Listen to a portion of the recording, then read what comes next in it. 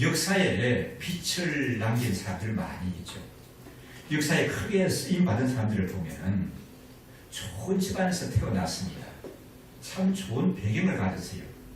그리고 스펙을 많이 쌓았습니다. 흔히 말하는 대로 잘 나가는 사람들, 그런 사람들이 많지가 않아요. 많지가 않다고요? 많다고요? 많지가 않습니다. 아주 없는 건 아닌데 많지가 않습니다. 오히려 인간적으로 볼 때는 내놓을 만한 것이 없고 연약하고 시련을 겪은 그런 사람들이 쓰임받는 경우가 훨씬 많아요. 왜 그럴까요, 여러분? 그 이유가 무엇일까요, 여러분?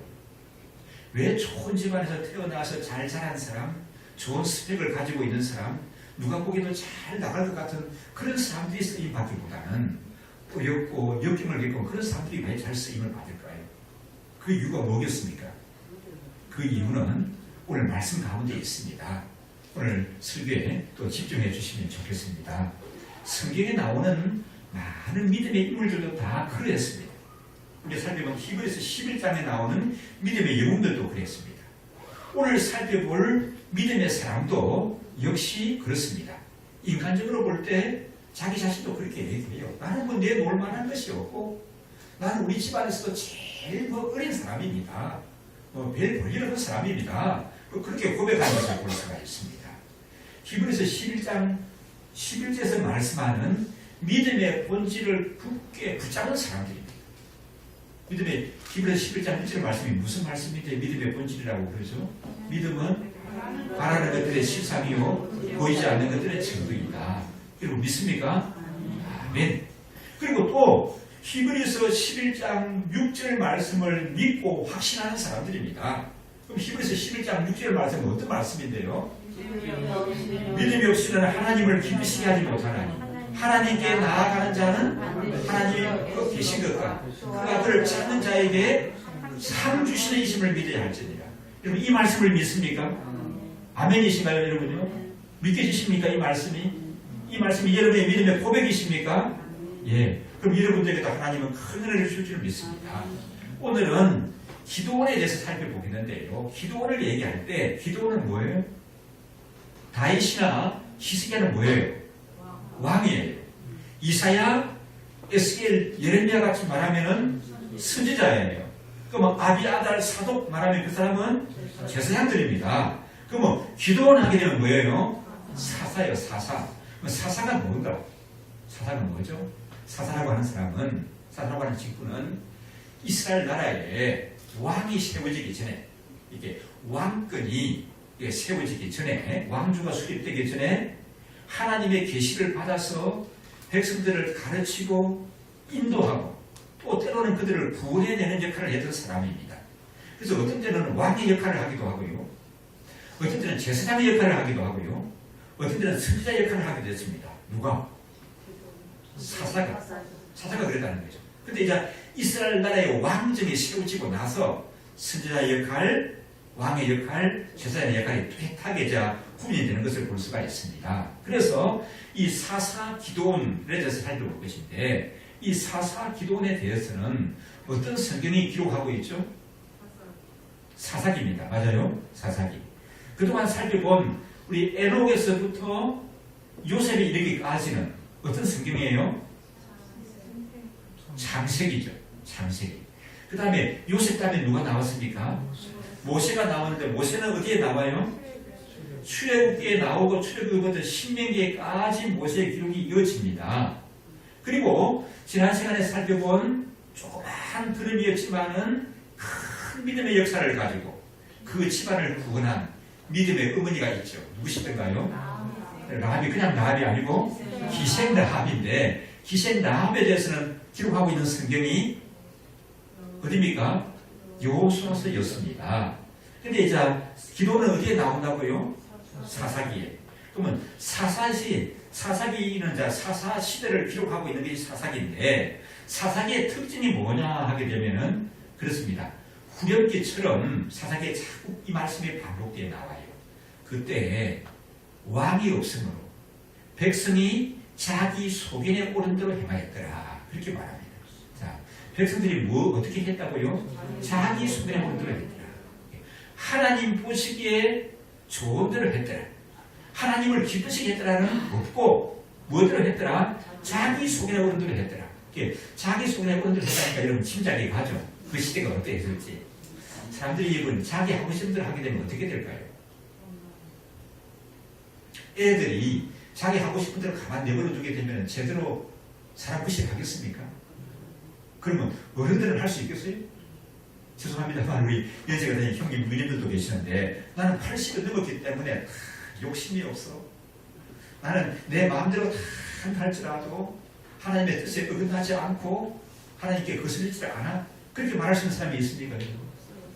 90이 되면 어떻습니까? 90이 넘었습니다. 90을 안 살고 다 안 살고 했지만은 90이 나이가 9순이 됐다고 하면은 그러면 그 마음대로 하고 싶은 대로 다 하면 괜찮을까요? 아니요, 그것도 아니에요. 애도 아니고 어른도 아니고 노인도 아니에요. 자기 하고 싶은 대로 가만 내버려 둬서 제대로 인간이 될 수 있는 사람은 없습니다. 그러니까 사사시대 사람들이 자기 하고 싶은 대로 하고 살았다는 거 아닙니까? 그러다 보니까 어떻습니까? 영적으로는 굉장히 혼란했습니다. 영적으로 혼란하고 현실적으로 참 어려운 힘든 시기예요. 먹고 살기도 정말 힘듭니다. 사사기 보게 되면 정말 먹고 살기도 힘든 그런 막 아우성들이 막 곳곳에서 터져 나와요. 그런 시대에 살았습니다. 뿐만 아닙니까? 시도 없이 때도 없이 이방 나라가 오랑캐들이 쳐들어와서 막 빼앗고 억압을 합니다. 여러분. 빼앗고 억압을 하는 거예요. 지금 코로나19 시대 겪는 것도 힘듭니까? 힘 안 드신 분 계십니까? 힘드시죠. 근데 보시려고 전쟁이 일어난 건 아니잖아요. 병원에 갈 수 있고 양식을 살 수 있고 학교 갈 수 있고 하고 싶은 거 다 할 수 있고 하잖아요. 그래도 코로나 시대 겪는 게 힘든데 보십시오. 이 오랑캐를 쳐들어와서 보이는 사람마다 죽이고 빼앗고 잡아가고 불지르고 불사르고 그런 시대에 먹을 거는 없고 마음대로 다닐 수도 없고 코로나 시대보다 몇 배로 힘들었다 하는 거 여러분 대강 짐작할 수가 있지 않습니까? 그런 시대가 되었습니다. 그러면은 여러분 왜 이런 사사시대가 오게 되었을까요? 왜 사사시대를 겪었을까요? 이 질문은 이렇게 또 바꿔서 볼 수가 있습니다. 왜 우리가 사는 이 시대에 코로나19 시대가 왔을까요? 왜 사사시대를 겪게 되었는가? 왜 우리가 사는 이 시대에 코로나19가 오게 되었는가는 같은 맥락의 질문인 줄 압니다. 이스라엘 백성들이 사사시대를 겪게 된 이유와 그런 이유나 오늘날 이 시대를 살아가는 사람들이 코로나19를 겪는 것과 별 다를 바가 없다는 것입니다. 이유가. 자, 그러면은 코로나19를 겪는 것은 지금 분명히 이유가 잘 드러나지 않아 잘 모르겠어요. 조금 짐작은 가고 우리가 얘기는 하지만 딱 이거다 하고 내세기가 되면 쉽지가 않죠. 그렇죠? 시대가 지나고 나면은 그 시대의 사람들이 코로나19를 겪었던 것은 이것이었다 하고 분명할 수가 있는데 지금은 조금 그렇지가 않습니다. 그러나 우리가 그러면 사사기를 보게 되면은 사사시대의 사람들이 사사시대를 왜 겪었는가 하는 것은 분명히 드러납니까? 분명히 드러나죠. 그래서 하나님의 말씀은 한 시대로 끝나는 것이 아니라 오늘날 우리에게 주시는 말씀이에요. 그래서 우리 코로나19 시대를 살아가는 사람들이 사사기를 보면서 뭘 느낍니까? 아하, 우리가 코로나19를 겪는 것이 이래서 우리가 겪는 것이구나 하는 것을 알게 되는 거예요. 그래서 하나님의 말씀은 살아서 운동력이 있고 어느 시대의 사람들이든지 간에 심령과 골수를 찔러 쪼개는 생명의 말씀이 되어지는 줄 믿습니다. 아멘? 크게 아멘 하셔야 돼요. 하나님 말씀이 그런 거예요. 그 시대의 얘기로 끝난 거예요. 그 한 시대의 기록으로 끝나버리는 게 아니라는 말씀입니다. 그러면 여러분 사사시대를 왜 겪었는지 찾아보게 되면 우리가 왜 코로나19를 겪는지도 짐작할 수 있다는 말씀입니다. 그럼 찾아볼까요? 그럼 성경 어디를 봐야 돼요? 사사기 2장 7절을 한번 보십시다. 함께 한번 읽어보실까요? 백성이 여호수아의 사는 날 동안 여호수아 뒤에 생존한 장로들 곧 여호와께서 이스라엘을 위하여 행하신 모든 큰 일을 본 자의 사는 날 동안에 여호와를 섬겼다가 이스라엘 백성들이 가나안 땅에 들어가서 하나님을 섬겼습니까? 안 섬겼습니까? 7절까지 말씀 보면 섬겼죠. 그런데 이때는 어떻게 했다고요? 여호수아가 살아있을 동안에 또 그 다음에 여호수아와 함께 했던 장로들이 살아있을 동안에 자, 그들이 뭘 봤어요? 하나님이 행하신 큰 일을 본 사람들은 다 여호와 하나님을 섬겼어요. 그러면 여호수아와 함께했던 사람들, 그 뒤에 있던 생존한 사람들이 뭘 봤습니까? 여호수아는 홍해 바다를 경험했죠. 그런 사람들입니다. 이런 불기둥 인도를 받았던 사람들이거든요. 그런 사람들이 있을 동안에는 하나님이 행하신 큰 일을 경험한 사람들이 있을 동안에는 여호와를 섬겼다 안 섬겼다? 섬겼습니다. 근데 문제는 자, 그 다음에 10절을 보시면요. 자, 함께 읽습니다. 그 세대 사람도 다 그 열조에게로 돌아갔고 그 위에 일어난 다른 세대는 여호와를 알지 못하며 여호와께서 이스라엘을 위하여 행하신 일도 알지 못하였더라. 그런데 그 시대가 지나고 또 시대가 지나니까 이 사람들이 여호와 하나님이 행하신 일을 알지 못하는 거예요. 그래서 어떻게 했습니까? 그러니까 자기 눈에 보이는 대로 행하는 겁니다. 그 11절 말씀 보시면요. 자, 11절 함께 있습니다.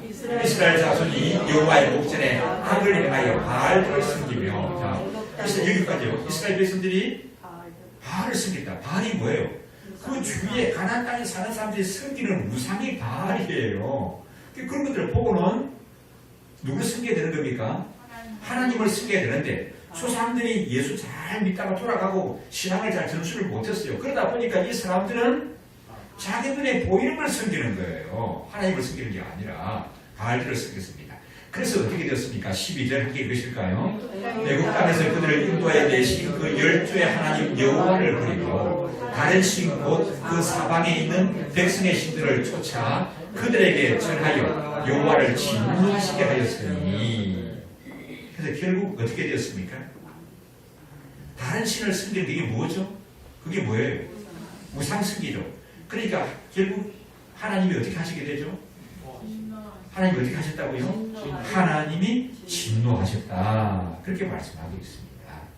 자, 여러분, 다음 세대 신앙 교육을, 다음 세대 신앙을 전수해야 된다고 하는 거예요. 너무 소중한 겁니다. 자주 말씀드립니다만 예수 잘 믿는 게 뭐 어떤 거라고요? 두 가지. 내가 믿음 생활 잘하는 것이고, 그 다음에 다음 세대에 신앙을 전수해야 되는 겁니다. 맞습니까, 여러분요? 예수 믿지 않는 사람에게 신앙을 전수해야 되는 거예요. 내 혼자만 예수 잘 믿고 내 혼자만 은혜를 누리고 있는 그것으로 끝나다가면 그 예수 잘 믿는 게 아니에요. 다음 세대의 신앙을 전수한다는 거예요. 우리 자녀들의 세대에, 우리 손자들의 세대의 신앙을 전수한다는 것은 여러분 얼마나 중요한 것인지 보십시오. 사사기를 보십시오. 하나님을 안 섬기고 우상 섬기니까 그만 그렇게 살다가 끝납니까? 그렇습니까? 누가 노하시게 된다고요? 하나님이 노하시게 되는 거예요. 그러니까 이제 이렇게 생각이 됩니다. 다음 세대의 신앙을 전수하지 않으면 다음 세대의 생존이 어떻게 될지 몰라요. 그렇지 않습니까? 그렇게 중요한 거예요. 아니, 다음 시대의 신앙을 전수하지 않으면 그 시대 사람들은 알아서 그 시대에 맞게 살 것이다. 그렇게 안일하게 생각하는 것은 여러분 사탄이 주는 생각이에요. 다음 세대에 예수 안 믿는 사람에게 복음을 전하지 아니하게 되면 이 다음 세대는 정말 곤란하다. 사사기가 그렇게 말씀하고 있는 사사기가 여러분. 사람도 사는 게 아니잖아요. 이 시대 사람들이 지금. 그렇지 않습니까, 여러분요? 왜 그래요? 하나님을 떠나니까 우상을 섬기게 되고 우상을 섬기니까 하나님의 진노하심을 받고 생존이 달려있는 생존이 달려있는 겁니다. 그래서 이 코로나19를 우리가 시대에 이런 일을 겪는 것도 보게 되면 그 원인을 어디서 찾아볼 수가 있다고요? 어디서 찾아봐요? 우리 코로나19 시대를 왜 겪는가 우리를 그 원인을 어디서 찾을 수가 있어요? 성경에서, 성경에서 어디에서? 사사기에서 찾아볼 수가 있는 겁니다. 하나님의 백성들이 하나님의 말씀을 떠나서 타락하고 우상을 섬깁니다. 하나님께서는 처음에는 내버려 두었습니다. 근데 가만 언제까지 죄를 짓도록 내버려 두시는 하나님이시다? 아니시다? 절대로 아니십니다. 왜 그렇죠? 우리가 하나님의 백성이고 자녀이기 때문에 그렇습니다. 하나님께 지켜보시다가 개입하시는 거예요. 개입하십니다. 우리 부모가 그렇죠. 부모가 자녀가 살아가는데 자녀가 우리 애들이 자기 멋대로 하고 싶은 대로 하면 처음에는 내버려 둡니다. 그러니까 이따가 뭐 그러다가 금방 돌아오겠지. 그렇게 생각하는데 안 돌아옵니다. 그 부모가 할 수 없지 뭐 내버려 두지 뭐 그러는 부모가 있습니까? 그런 부모가 만약 계시다면 그 부모를 가리켜서 동네 사람들은 뭐라고 얘기를 할까요? 뭐다? 진짜 부모가 아닌가 봐. 그렇게 얘기하겠죠. 그렇죠 여러분요. 진짜 부모치고 자식이 지 멋대로 살아가고 있는데 그냥 내버려 두고 있는 부모가 있다고 하게 되면 진짜 부모가 아니단 말이에요. 우리는 누구의 자녀예요? 하나님의 자녀입니다. 하나님은 우리 부모, 진짜 부모보다 더 진짜 하나님이세요. 맞습니까? 그래서 하나님을 얘기할 때 뭐라고 얘기할까? 뭐예요 하나님? 진노하시는 하나님이시지만 진노하시는 것보다 더 크시는 게 뭐예요? 사랑의 하나님. 너무 사랑이 크시기 때문에 절대로 그냥 내버려두지 않으시는 거예요. 그래서 어떻게 합니까? 버릇을 고쳐놓는 거죠. 버릇을 고쳤는데 어떻게 고쳐요? 다윗에게 하나님이 그렇게 말씀합니다. 사무엘서에 보게 되면 내 자녀들이 잘못하게 되면 내가 사람 막대기와 인생 채찍으로 내가 고칠 것이다. 그렇게 얘기하시는 거예요. 우리 사무엘하 7장을 보시면요. 자, 함께 읽으실까요? 나는 그 아비가 되고 그런 내 아들이 되리니 제가 만일 죄를 범하면 내가 사람 막대기와 인생 채찍으로 징계하리라. 하나님이 이제 다윗의 자손들에게 뭐가 된다고요? 아버지가 되고 그들은 내 자녀가 된다. 그런데 그들이 죄를 범하게 되면 내가 어떻게 할 거라고요? 사람 막대기와 인생 채찍으로 징계하신다는 거예요. 그럼 사람 막대기와 인생 채찍으로 징계하는 게 어떤 것입니까? 이게 구체적으로 나타난 게 지금 어디라고요? 사사시대예요. 사사시대가 되겠습니다. 그래서 기도원이 살 때 이 사람들이 미디안의 침략을 받아가지고 살았습니다. 억압 속에 살았습니다. 그래서 요즘식으로 말하면은 뭐예요? 미디안 강점기예요. 미디안 강점기. 일제 강점기가 아니고 미디안 강점기에 이스라엘 사람들이 살게 되었습니다. 그래서 사사기 6장에 보니까 이스라엘 자손이 또 여호와의 목전에 악을 행하였으므로 여호와께서 몇 년 동안? 7년 동안 그들을 미디안 손에 붙였다. 이 그 기고만장하고 지멋대로 살던 이 이스라엘 백성들이 자기 속에 오래되어 살던 사람들이 7년 동안 미디안의 압박을 받고 미디안 강점기를 7년을 겪으니까 이게 장난이 아니에요. 장난이 아닙니다. 그리고 이 미디안 사람들의 특징은 뭐냐 하면은 성경에 숫자가 많아요. 그래서 숫자 많은 성경에는 무슨 때 같다? 메뚜기 때 같아요.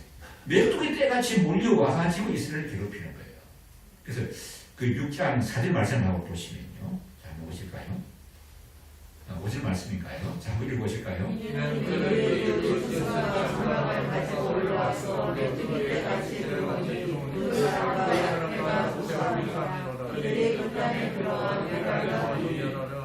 네, 메뚜기 때같이 몰려와가지고 억압하는 거예요. 먹는 거 빼앗아가고 먹어대고 빼앗아갑니다. 그러니까 그 6장 4절에 보니까 토지 소산을 멸하였고 이스라엘 가운데 먹을 것을 남겨두지 않았다. 소나 양이나 나귀도 남겨두지 않았다. 곡식 빼앗아가는 사람이 짐승을 안 빼앗아가겠습니까? 소나 양이나 다 잡아가고 이렇게 됐습니다. 이렇게 되니까 이런 하니까 그럼 이제 이스라엘 백성들이 어떻게 되는 거죠? 뭐가 들어요? 정신이 들었습니다. 정신이 들었습니다. 고난을 당하니까 정신이 든 거예요. 그래서 정신이 들면 어떻게 해야 됩니까? 하나님을 찾고 돌아가야 되는 거죠. 하나님을 찾고 돌아가야 됩니다. 그래서 6장 6절에 보니까 6장 6절에 한번 읽어보시죠. 이스라엘이 미디안을 인하여 미약함이 심한지라 이에 이스라엘 자손이 여호와께 부르짖었더라. 좀 진짜 부르짖어야 되는 거 아닙니까? 미디안이 오기 전에 부르짖어야 되는 거죠. 그렇죠? 근데 미디안에 이런 미디안 강점기를 겪으니까 이제 정신이 번쩍 들어가지고 하나님께로 돌아오는 겁니다. 천부여 의지옵소서 손들고 옵니다. 울고 불고 이제 막 그냥 아침에도 저녁에도 일을 하면서도 뭐 합니까? 살려주시죠. 우리를 살려주십시오. 이렇게 기도하는 거예요. 그러면 하나님은 들으십니까? 안 들으십니까? 들으시죠. 그게 사랑의 하나님이었어요. 우리나라도 그래요. 가게 우리나라 일제 강점기를 겪으면서 많은 사람이 기도할 때마다 뭘 기도했을까요? 하나님, 우리나라 해방을 좀 주시옵소서. 해방을 주시옵소서. 그래서 김무선님 같은 분은 그랬다고 하죠. 우리나라가 해방이 되게 되면 나는 그 해방된 정부의 그 문지기를 전하는 것도 좋습니다. 해방 좀 지켜주십시오. 그렇게 기도했어요. 6.25를 겪으면서 어떻게 기도했습니까? 좀 살려주십시오. 6.25를 지나고 나서 보리고기를 겪으면서 어떻게 기도합니까? 하나님 아버지 좀 먹을 것이 있게 해주십시오. 이제 저녁 먹고 나니까 딱 곡식통을, 쌀통을 걸어서 밥을 했는데 내일 아침 먹을 것이 없습니다. 우리 애들 뭘 먹여서 학교를 보냅니까? 하나님 좀 먹을 것을 주시옵소서. 아프니까 어떻게 합니까? 아프니까 어떻게 하죠? 병원에 가면 되죠. 근데 그때는 병원에 가기가 힘들잖아요. 하나님 약도 살 수도 없고 의사를 만날 돈도 없습니다. 하나님 좀 살려주십시오. 그렇게 기도하고 부지던 우리나라거든요. 그래서 어떻게 되었습니까? 그래서 오늘날 대한민국이 되어진 거예요. 아멘이십니까? 하나님 말씀이 아니지만 이게 아멘이시거든요. 우리나라가 얼마나 잘하는지 압니까? 제가 지난 주간에 한 8시간 검식을 하고 병원에 가서 검사를 받았습니다. 여러분 아시는 대로 작년에 수술한 지 1년이 지났다고 해서 나는 괜찮을 것 같은데 의사가 이 검사해 보십시오. 제가 지금 저 입장에 의사가 검사해보고 싶다는데 안 한다고 할 수가 있나요? 그래서 가서 이제 검식을 하고 가서 이제 그런데 피부, 소변 검사를 하고 또 그다음에 이 뼈 사진을 찍어봐야 된다. 뼈 사진을 그냥 못 찍고 주사를 맞고 나서 30시간이 지난 다음에 된다. 절대 검식, 물도 마시면 안 되니 그런 거죠.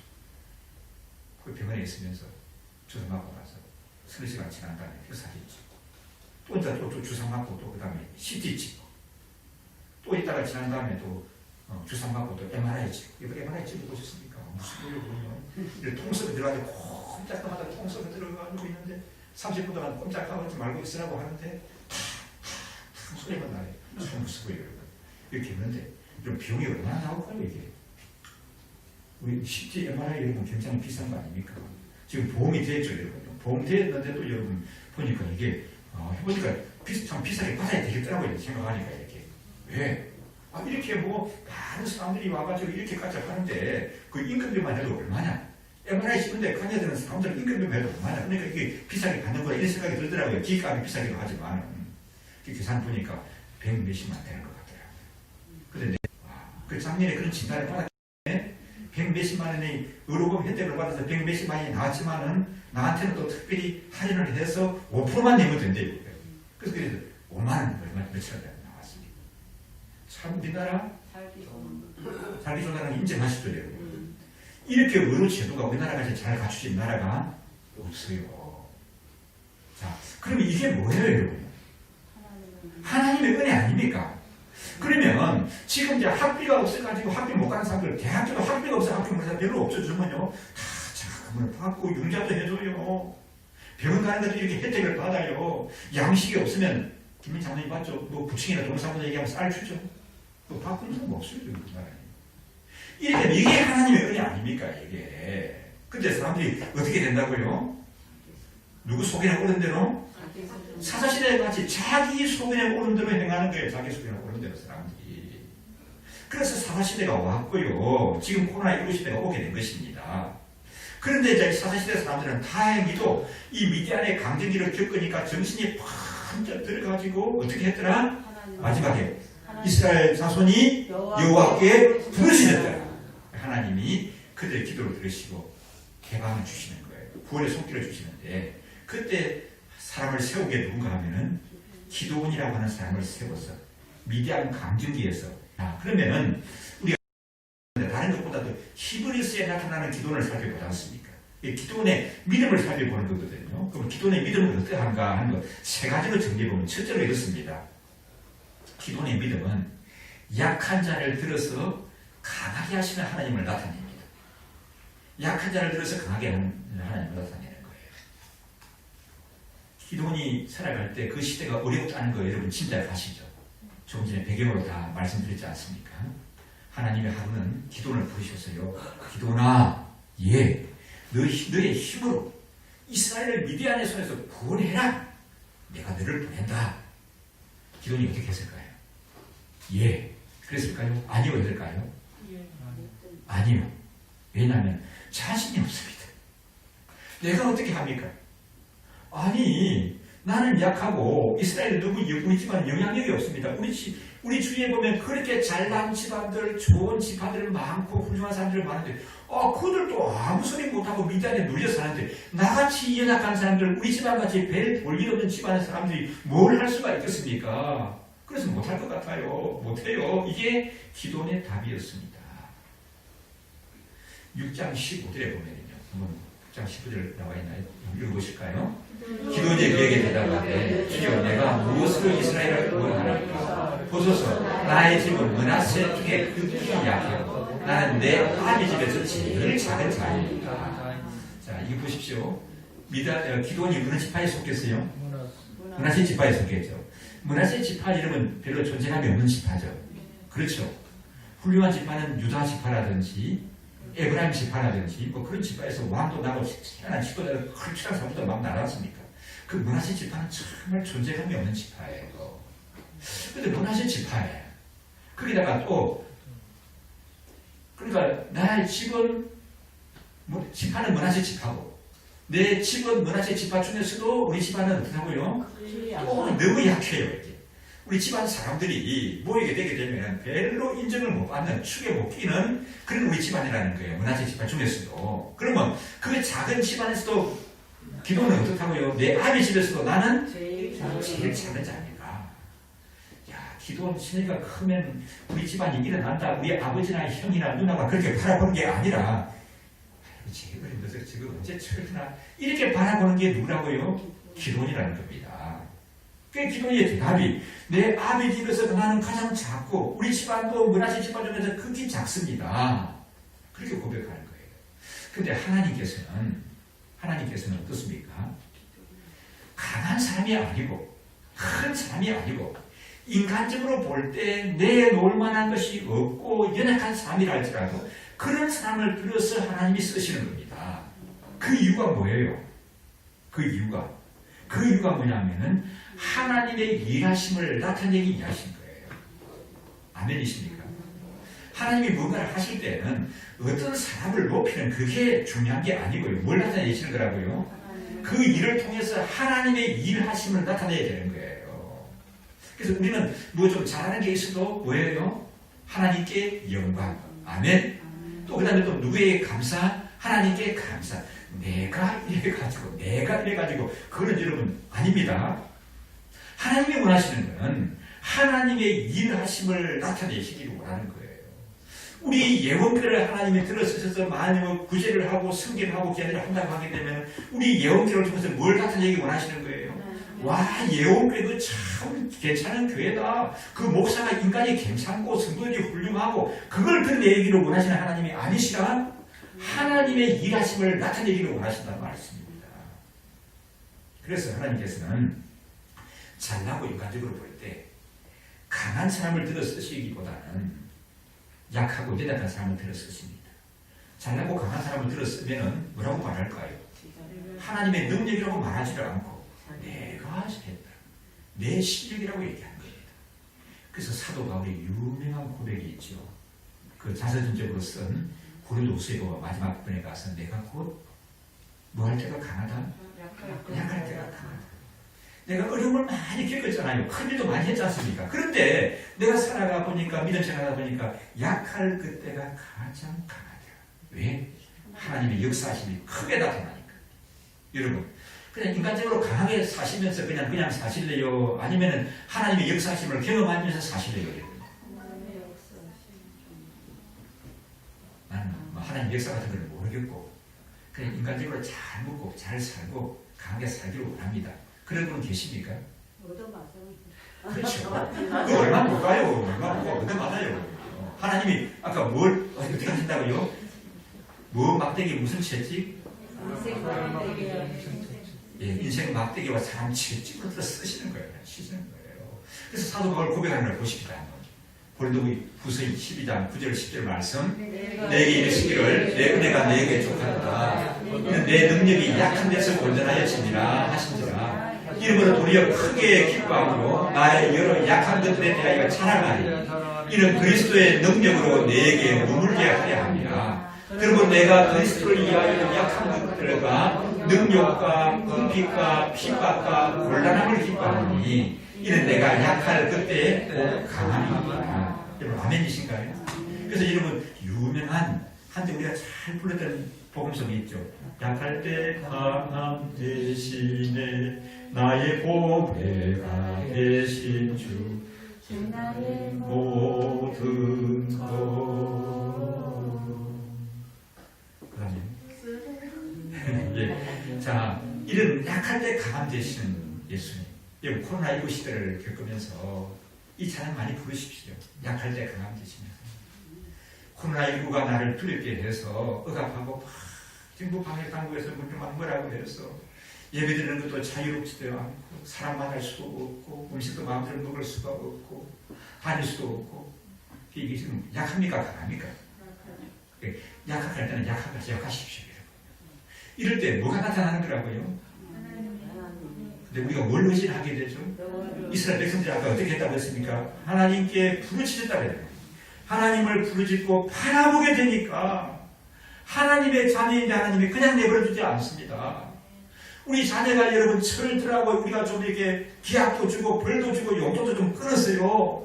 근데 그 애가 울면서 뉘우치고 기도하고 우리 아버지 마음을 돌이켜서 좀 도와나게 해달라고 그 기도하는 모습을 봤을 때 그래도 그냥 냉정하게 용돈을 한 푼도 안 주고 그렇게 고집스럽게 살아갈 부모가 누가 있겠습니까 여러분요? 안 그래요 여러분요? 그래 지갑에 있는 돈 비싼 돈이라도 틀어서 그 아들에게 주지 않겠어요? 그 딸에게 주지 않겠습니까 여러분요? 아멘? 그런데 우리 하나님께서 가만히 계시겠다는 말씀입니다. 그래서 우리는 때로는 이런 약함이 필요한 것 같아요. 이 시대 사람들이 너무 강해. 아빠도 배분 나는 거 자유롭고 먹을 양식은 창고에서 그 썩을 정도로 쌓여있고 맛이 없어서 안 먹지 이렇게. 그러니까 하나님을 의지하지 않아요. 코로나19 시대는 보면 그렇게 말씀드리죠. 하나님이 주인이시다. 너희가 주인이 아니야. 하나님 그걸 보여주신 거거든요. 정말 하나님의 도우심이 아니면 우리는 아무것도 할 수 없습니다. 주님 은혜를 주시옵소서. 그게 성도의 모습이에요. 하나님 자녀의 모습입니다. 하나님 아버지 뭐 그래요. 내가 알아서 다 할 수 있습니다. 그건 여러분 아니에요. 믿음시다. 그는 인간적으로 강한 거지 하나님 앞에서 강한 게 아니거든요. 그래서 기도원의 믿음은 뭘 나타내는 거라고요? 약한 자를 들어서 강하게 하시는 하나님을 나타내고 있습니다. 두 번째로 생각할 수 있는 것, 기도원의 믿음은 뭘까요? 두 번째로 생각하는 기도원의 믿음은 우상이 아무것도 아니라는 걸 보여주고 있습니다. 사람들이 그렇게 두려워하는 우상이 그 별거 아니라는 것을 보여주고 있는 게 기도원이에요. 하나님께서 그때 이스라엘 사람들이 섬기던 어떤 우상이라고요? 바알, 또 아세라. 그 바알 제단을 기도원을 불렀습니다. 하나님께서 기도원아, 너 그 바알 제단을 허물어버리라. 그리고 아세라 상을 내려 찍어버리라. 그렇게 하나님의 말씀을 들었는데 기도원은 용기가 없어가지고 낮에는 못 갔어요. 왜? 낮에는 왜 못 가죠? 보는 사람이 많으니까 맞아 죽을지도 몰라요. 그런 짓을 하다가 밤에 아무도 안 볼 때 사람들이 다 잠잘 때 자기 친구들하고 가서 그냥 아스라 재단을 바알 재단을 갖다가 막 발로 차고 막 뛰어들버리고 막 뒤집어버렸습니다. 그리고는 막 아스라 산을 성경에는 뭐라고 그래? 그 도군에 얘기 안 했지만 의식으로 말하면 도끼랑 칼을 가지고 막 쪼개버렸어요. 이렇게 나무들 거니까. 제 친구 목사님 가운데 가까이 있는데 이분 부산 출신이에요. 부산에 금정산이라고 있습니다. 혹시 아세요? 우리 지혜선생님 아시는 거 부산에 금정산이 있는데 그 산에 옛날에 뭐가 많았냐면 우상의 소굴이에요. 사만 육군하는 사람들이 있지 않습니까? 뭐 지난 사람들이 막 모여가지고 하는 거예요. 우리 친구 목사가 어릴 때 우리 박윤수 목사님 아드님하고 친구였대. 그래가지고 금정산에 가가지고 우상에 들어가지고 허물어버리고 막 돌멩이 가지고 팍 초리가 깨버리고 막 항아리 같은 거 깨버리고 그러다가 구단한 사람한테 들켜가지고 어디 가겠어요? 이러면 그냥 가만 안 둔다고 잡으려면 화난다고 그랬대. 그래서 참 잘했다. 그 당신 때 복을 받고 앞으로는 복을 받을 것이다. 우상을 깨부수면 기도원이다. 이 시대에 기도원이다. 내가 그랬어요. 이렇게. 기도원이 그랬단 말입니다. 자, 그래서 어땠을까요? 기도원은 정말 우리 친구 목사가 칭찬받았을까요? 다음날 아침에 날이 밝았는데 그 성읍이 팔팔 뒤집어졌습니다. 세상에 우리의 신이 누가 우리의 신을 재단을 뒤엎어버렸고 아시나 목사한테 가면 쪼개버린 거예요. 이렇게 나무로 쪼개버리고 말았습니다. 큰일 났습니다. 이렇게 그래가지고 이 사람들이 이제 막 우리 신을 망가뜨렸으니까 예산 일이 아니다. 그냥 있을 수가 없다. 그래서 요즘식으로 말하면 수소문을 하고 현장 조사를 하고 CCTV에 다 분석해보고 DNA 분석하고 지문 다 채취해보니까 누구 짓이다? 요아스의 아들 외로 기도원의 짓이라는 게 밝혀졌습니다. 그래서 사람들이 다 스며나들 떼거리로 누구는 집으로 갔습니까? 요아스의 집으로 몰려갔습니다. 그래가지고 요아스아 나와라! 내 아들 그 기도원 부름 끌어내! 하고 나다니야 이렇게. 요아스가 왜 그러는데? 하고 보니까 사람들이 왔습니다. 근데 요아스의 대답이 걸작이에요. 아니 진작 이런 믿음을 좀 가졌으면 진작 좀 이렇게 행동을 했어야 되는데 아쉽다 싶습니다. 뭐라고 했는지 보십시다. 6장 31절을 말씀하십니다.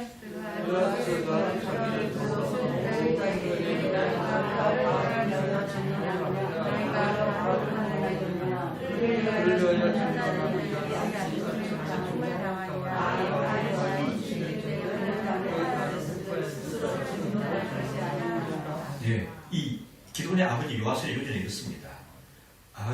그래서요, 그 허물 부린 사람을 가만두겠습니까? 가만둬야 안 둬요? 가만 안 두겠죠? 당신들 그렇게 열릴 거 없지 않느냐? 날도 더운데 너무 열리지 말아라. 바알이 진짜 신이면 바알의 그 재단을 허물을 부린 녀석을 가만두겠느냐? 그것이 바알이 가해 16층 때 그 달을 해파에서 스스로 증언할 것이다. 바알이 가만히 있지 않을 것이다. 그 얘기 들으니까 말이 맞습니까? 틀립니까? 맞잖아요. 그러니까 그 사람들은 가만히 있는 거예요. 진짜 그 자기들 신을 허물해버렸으니까 그 신이 가만 안 있죠. 그러면 신이 알아서 벌 줄 거라고 이제 기다리고 있었는데 그래서 기도원은 어떻게 됐을까요? 장가도 못 가고 촉각으로 그냥 살았대요. 그러나요 여러분? 아니고 기도원 장가 가서 아이도 많이 낳았어요. 나중에. 어떻습니까? 기도원에 무슨 일이 일어났죠?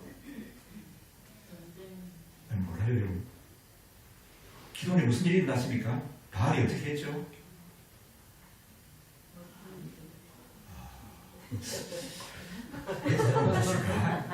바알이 어떻게 했죠? 이거는요. 기도원에 머리카락 하나 건드리지 못했어요. 맞습니까? 그 대답을 그렇게 못하셔요. 바알이 아세라가 기도원에 머리카락 하나 상하지 못하고요. 기도원에는 뭐 손도 대지 못하고 기도원에게는 아무 일도 안 일어났습니다. 그래서 기도원이 유명한 아주 멋있는 별명을 얻게 되었습니다. 어떤 별명인가 하면은 여룻바알이라는 별명을 받죠. 야 바알아, 기도원이 너를 때려 부쉈으니까 네가 기도원에게 도전해봐. 기도원에게 네가 어떻게 해봐. 그 말이 여룻바알이라는 말이에요. 그러면 그때 당시에 사람들이 믿고 있던 바알이나 아세라가 진짜 신입니까 우상입니까? 그렇게 무서워하고 갔다가 바치고 뭐하고 했는데 아무것도 아닌 우상의 나무토막이 지나지 않는다는 사실이 누구로 인해서 드러나게 됐습니까? 여러분도 그때 우리 살았으면 충분히 기도까지 하셨었겠죠, 여러분. 모르시겠습니까? 그럼 그때는 안 살아서 어려운데 지금 이 시대에 여러분 우리를 두렵게 하는 것들이 많이 있습니다. 코로나19도 우리를 두렵게 하고요.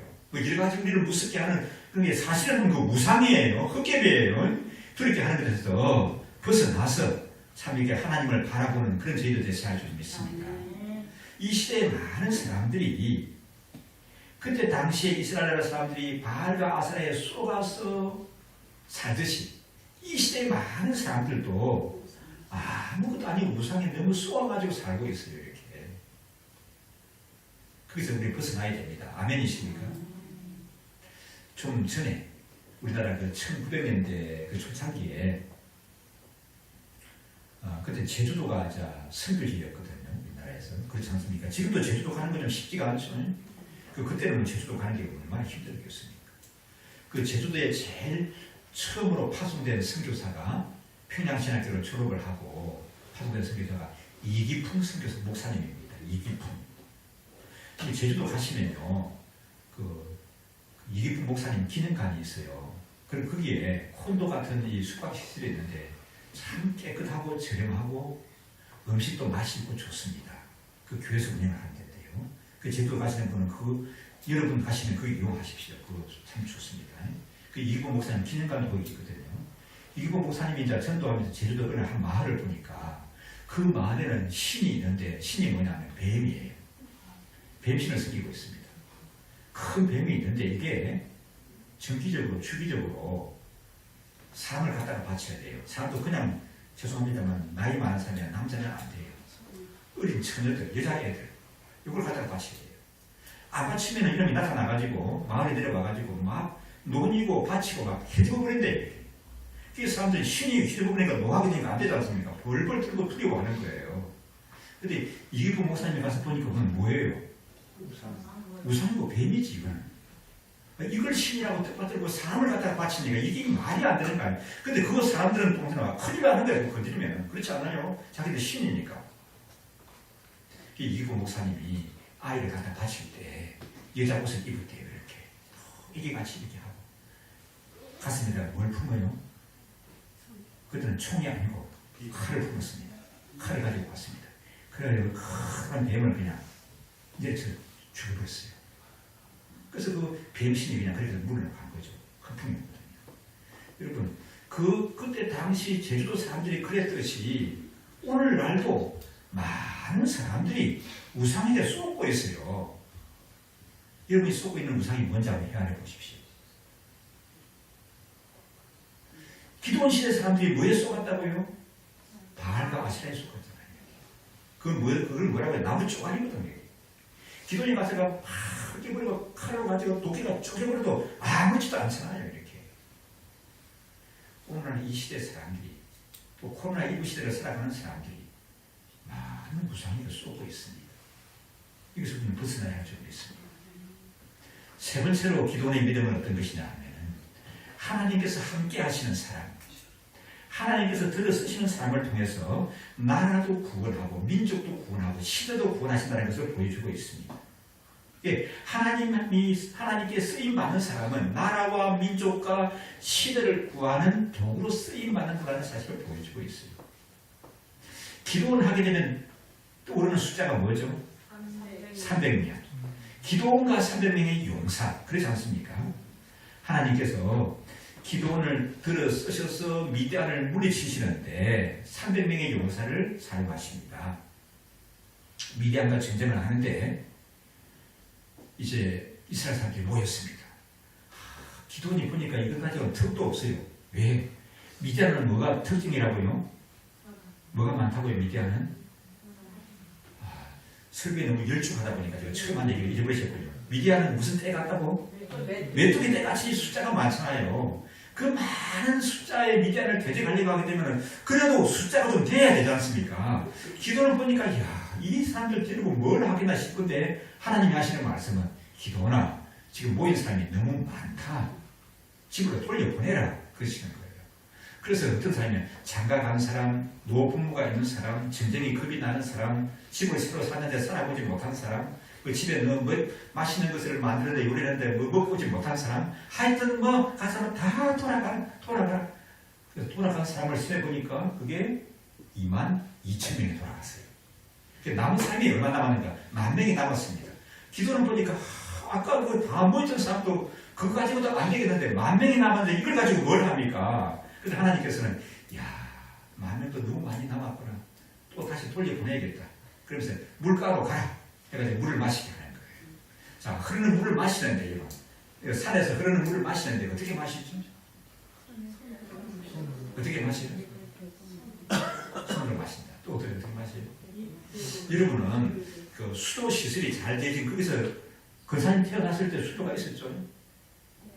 그렇죠. 수도가 있었지. 그걸 모르시는구나 이렇게. 저는 같이 저기 아랫동네에서 자란 사람 어릴 때 그 물을 길을 와서 먹고요. 산에 가게 되면 산 속에서 나는 샘물이 있는데 그게 얼마나 시원하고 좋은지 모릅니다. 그 물을 어떻게 마시죠?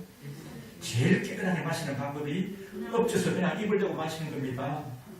지난해 보셨어요? 서천에도 그런 게 없구나. 서천도 한번 보시네.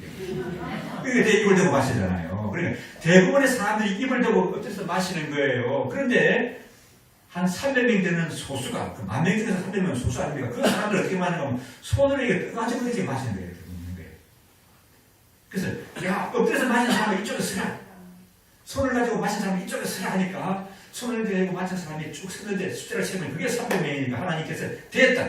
나머지는 다 돌려보내라. 이 300명 데리고 한다. 그러시는 거예요. 야, 기론이 생각하니까 기도 안 차겠죠, 이게. 전체 모였을 때도 숫자 그거 가지고 뭐 엄두가 안 나는데 300명 가지고 하나님을 하신다는 겁니다. 하나님 가지고 하신다는 거예요. 그래서 하나님의 놀라운 역사가 일어나게 됩니다. 그럼 왜 하나님은 이렇게 하시는가 하면 그 이유가 7장 2절에 나옵니다. 7장 2절 한번 보실까요? 사사기 7장 2절 말씀. 아니 이거는 2장 7절이고 7장 2절 말씀이에요. 여호와께서 기도원에게 이르시되 너를 쫓는 백성이 너무 많은즉 내가 그를 이 미한 사람을 붙이지 아니하리니 이는 이스라엘이 나를 거스려 자긍하리를 내 손이 나를 권하였다 할까 하니라. 자, 그 숫자가 많이 모였을 때 그래도 이 사람들 가지고 한번 해봤더라고 하게 되면 이 사람들이 뭐라고 말하겠습니까? 그래도 우리가 힘을 모아가지고 뭉쳐서 미디안을 물리쳤다 이 소리 한다는 거예요. 근데 300명 가지고 물리치니까 이거는 우리가 힘을 모아가지고 했다는 얘기가 나옵니까? 안 나옵니까? 이건 아니다. 이거는 300명이 아무리 뭉치고 죽었다 깨어나도 안 되는 거 아니에요. 그럼 이건 누구의 능력이에요? 하나님의 개입이고 하나님의 전능하신 손이 우리를 구원했다는 거죠. 그걸 나타내기 위해서 하나님은 이렇게 하셨다는 겁니다. 하나님은 이런 믿음의 사람들을 사용하셔서 나라를 구원하고 시대를 건지고 민족을 구원한 역사도 베푸시는 줄 믿습니다. 이 시대를 보게 되면은 참 의지로워요. 의지로운데, 야, 오늘날 제각기 잘하는 사람들이 얼마나 많은지. 지금 어떤 분, 우리 교회에서 믿음 생활 잘 하시다가 다른 데로 이사를 가신 분이 있어요. 그분이 목사님 만나서 좀 점심 식사하고 싶다고 시간 좀 내달라고 해서 와서 여기 밤에도 와서 식사를 했는데, 이 코로나 아파트 전세 가격이 지금 보통이 아니래요. 그분 말씀해 보니까. 전세 가격이. 갑자기 얼마 사이에 2억이 올라버렸대요. 전세가 2억이 올라버렸어요. 전세가. 그런데 우리나라 지수들을 보십시오. 제가 부동산에 대해서 전문가들이 얼마나 많은지. 그렇죠? 그럼 보통 전문가들이 많으면 좀 이게 좀 해결이 돼야 될 거 아닙니까? 부동산이. 북한과의 관계는 어떻고, 외교는 어떻고, 또 노인 문제는 어떻고, 또 교육은 어떻습니까? 얼마나 착한 사람들이 많아서 똑똑한 사람들 많다고 떠드는 사람들 많은지 몰라요. 그럼 해결이 돼야 되잖아요. 그래서 저는 이 시대를 보면서 이 잠언의 말씀이 참 가슴이 와닿아요. 잠언 28장 2절 말씀 한번 보실까요? 뭐라고 하는지. 나라는 지혜가 있으면 주관자가 많아지고 명철과 지식 있는 사람으로 말미암아 장구하게 됩니다. 나라에 뭐가 있으면 지혜가 있으면 뭐가 많다고요? 주관자가. 똑똑한 사람들, 전문가들이 뭐 수백 명, 수천 명, 수하자 나와서 떠들어대는 거예요. 주장하는 거예요. 각기.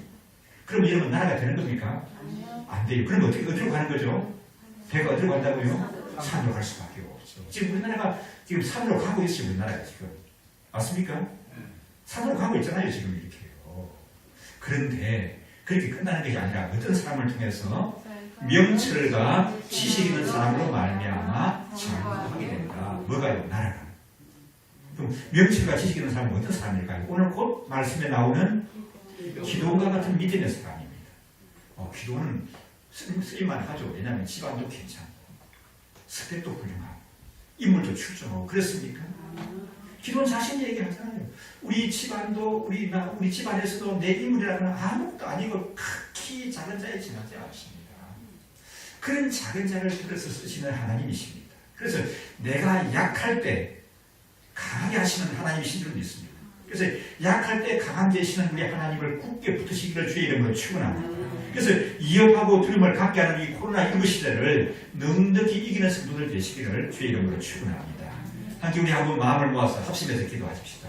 하나님 아버지, 내가 내 자신을 의지하고 경험을 할 때 내 스펙을 의지하는 것이 아니라 우리 하나님 바라보는 사람 되게 하여 주옵소서. 하나님 앞에서 한없이 강한 사람이 아니라 하나님 앞에서 한없이 자신을 낮추는 겸손하고 작은 자가 되게 하여 주옵소서. 기도를 들어 쓰시듯이 하나님께 쓰임받는 사람 되게 인도하여 주옵소서. 합심해서 함께 우리 기도하겠습니다.